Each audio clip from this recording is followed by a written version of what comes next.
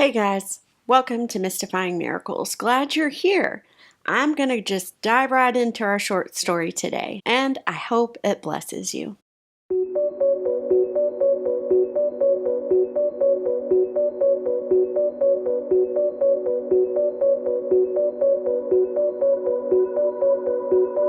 At the age of 9 years old, Cesar Velez woke up in the middle of the night to pounding on his front door of the apartment that he and his family lived at. And he remembers thinking, wait a second, it's the middle of the night. Why aren't my parents getting the door? Who is that? He's starting to be really scared because this knocking is loud and it's not going away. And he starts wondering, maybe it's the police. Either way, he's frozen in fear at this point. But as he's laying there with all these thoughts going, he says curiosity overcame his fear. So he throws back the covers, gets up real quietly, and tiptoes down the hallway. He says he noticed the light outlining the living room door. There was this door, it was closed, but it was coming, from the cracks underneath and the sides. And so he's nosy, so he goes to the window that's right next to the door. And it had like these wooden slat blinds on it. So he kind of looks, just peeking through. And he says what he saw blew his mind.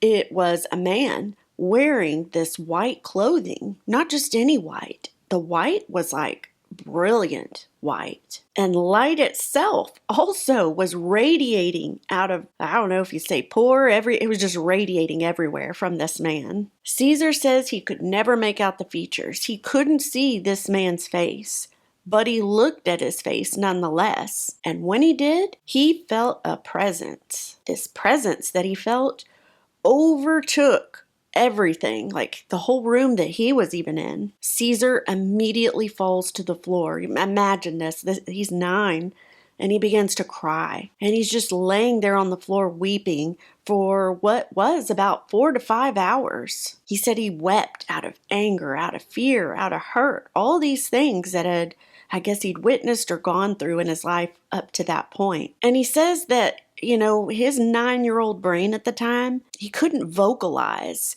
the indescribable presence that he experienced. It was around dawn when the little boy finally crawls back into his bed. And he notices later on that, his parents and his siblings, they didn't wake up from all that knocking or anything. They slept through the whole night. Well, now we're going to fast forward 10 years later. So now Cesar's about 1920. It's now late at night in a park, and the park was located in Alamogordo, New Mexico. And there in a dark park, a drug deal had just gone down. Cesar remembers cursing and profanity just filling the air from everybody that was there. And unfortunately, right in that moment as well, a weapon was pointed right at Cesar's head. Then 2 clicks, but nothing. The thing had actually malfunctioned. In that moment, Cesar immediately yells at his buddy that was with him that they need to go now, to get out fast. And the 2 took off running. The 2 of them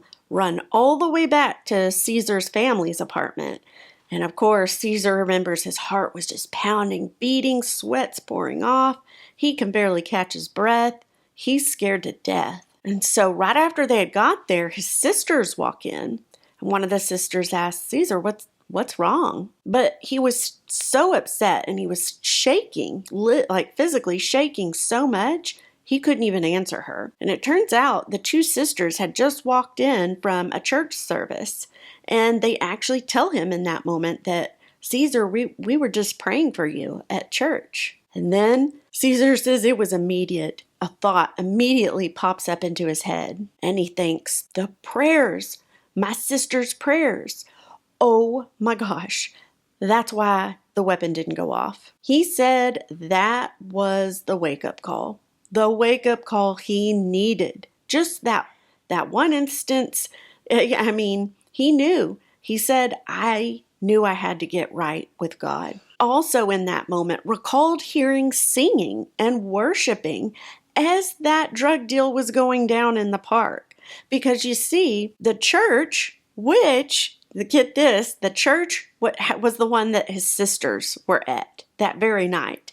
Then there was an alleyway. Behind the alleyway, there was a park. And in that park is where the deal was going down. And at the time, Cesar didn't know his sisters were inside praying for him right there at the church.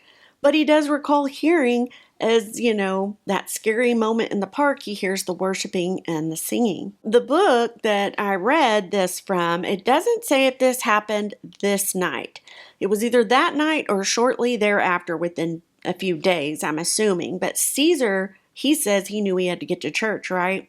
So he goes. He walks in to the Peace Tabernacle Church, the one his sisters belonged to. And he says when he did, the moment he stepped in, he felt something he hadn't felt in 10 years or more. What was it? It was that presence. The same presence he felt when he was 9 years old, when he was awoken in the middle of the night. He said that, oh man, as he stood there, he felt love, a deep love, just pouring from every cell of his body. And he thought about it. He's just like, me, Cesar, with the shaved head, the baggy clothes, the chains, the tats, the piercings, all of it. Here I am, became just as he was. And he was feeling that much love. Cesar says that the love of God, then from that point on, began to change him. It was a few months after that Cesar was baptized. And he said that as he was coming back up out of the water, he received a word. And it said, "Before I knocked, but you didn't open the door. This time, you opened the door, and I entered." As of 2020, when this book was written, Cesar had just celebrated 20 years being drug-free. He now has a family of his own, a great job, and a ministry. And that ministry aims to reach and help other people who are also answering the knock on their heart's door. So that's just another beautiful story, as I always say. I hope this story blessed you guys. I really do. I'm so thankful for you guys that come, listen, share, comment.